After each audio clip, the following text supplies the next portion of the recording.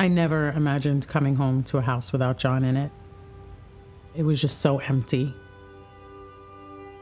I remember when the neurosurgeon told us the diagnosis that we had the sickest child in the hospital, I knew my life was going to change forever. I knew blood on his brain wasn't going to be a good thing. But he survived.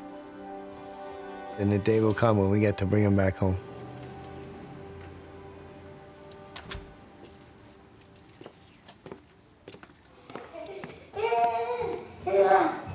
It was a couple days after John's 8th birthday. We were playing video games. I stopped to make dinner, so he was just watching TV.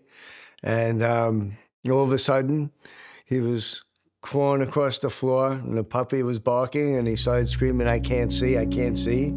And he just went limp and shrunk down to the floor, just grabbed the phone and called 911. Within a minute of speaking to the doctors, they recognized that he had some type of brain trauma and immediately sent him in for a CAT scan. There was fear. There was a lot of fear in the beginning. First, would he survive? And then when we kind of knew he would survive, what was his quality of life going to be?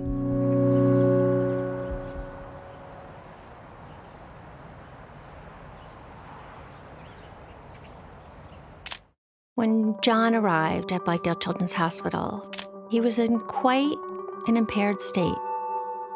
He was trached and on a ventilator to support his respiratory needs, couldn't eat or drink by mouth. He was really fully dependent on the care of the treating team. You ready for dinner? Sure.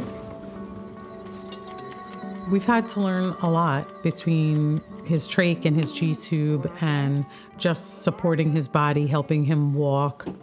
Want to arm wrestle? But he's a fighter.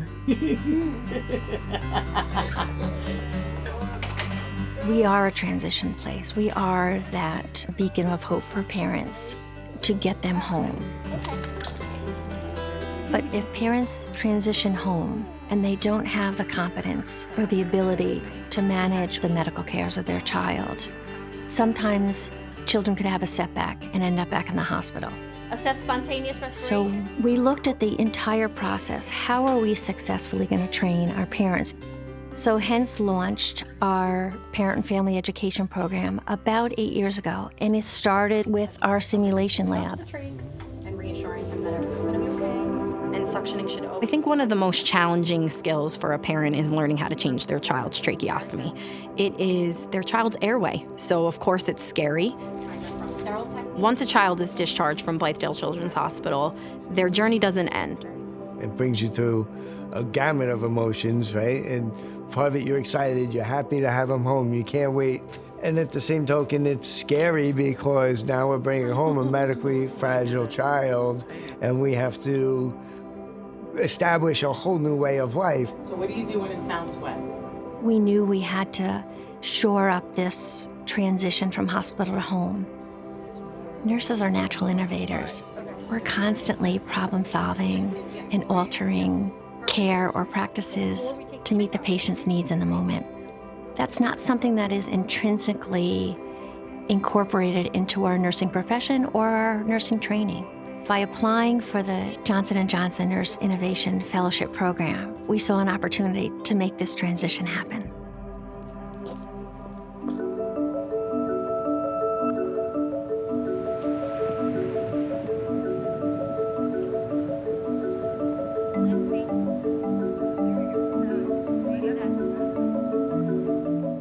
So an empathy map is really where you're going. Nursing innovation is really important to health and healthcare because nurses live in the problem spaces. They work in these areas every day, and so they see where the problems are, and they are the ones who can come up with the solutions. Where their problems are, and then So as nurses, we are consummate innovators, and it's just providing that educational foundation and those resources to be able to help nurses take their ideas from bedside and scale them up. Start to see if a theme emerges. Johnson & Johnson has a long history of supporting nurses, and over the years, they really have committed to helping nurses be leaders in the health and healthcare innovation space and focusing on providing education, mentorship, and funding for nurses to learn and grow in this area. The most important phase of the design thinking process really is the empathy phase. What the Innovation Fellowship is